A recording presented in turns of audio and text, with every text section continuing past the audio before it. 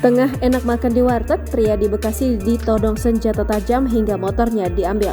Kejadian itu terjadi ketika seorang korban di Tambun Utara, Kabupaten Bekasi dibegal dua pria bersenjata tajam. Korban yang saat itu habis pulang bermain futsal memilih untuk makan di warteg. Dalam video yang dibagikan akun Instagram @gue_cikarang.co.id pada Selasa 27 Desember 2022, terlihat korban tengah makan di warteg. Belum sempat menelan makanan yang disuapnya ke dalam mulut, dua pria bersenjata tajam masuk ke dalam warteg tersebut. Salah satu penodong yang memakai baju berwarna abu-abu menodongkan senjata tajam ke pria tersebut sambil mengambil kunci motor. Saat motornya hendak dibawa kabur, korban hendak mencoba melawan. Namun langkahnya terhenti lantaran pelaku lainnya mengacungkan senjata tajam ke korban. Setelah dua pelaku tersebut melarikan diri, korban berusaha meminta pertolongan. Namun korban harus pasrah setelah motornya dibawa oleh pelaku begal.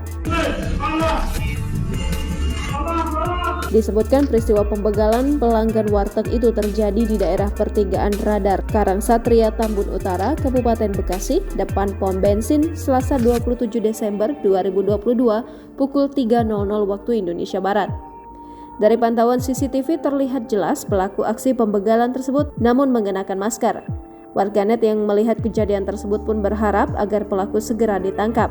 Dari unggahan akun Instagram @polsek_tambun_presisi, kini Polsek Tambun dipimpin Ibda Sofrowi melakukan cek tempat kejadian perkara. Dari kronologi kejadian pada hari Selasa 27 Desember 2022, sekitar jam 3.30 waktu Indonesia Barat telah terjadi peristiwa diduga dengan kekerasan dan ancaman kekerasan melakukan perampasan kendaraan sepeda motor. Polsek Tambun pun telah mengumpulkan alat bukti dan keterangan baik dari korban maupun saksi atas dugaan telah terjadinya tindak pidana. Selanjutnya korban diarahkan untuk membuat laporan polisi ke Polsek Tambun guna pengusutan lebih lanjut. Adapun motor yang raib berupa motor Honda Scoopy dengan nomor plat B4024FXL.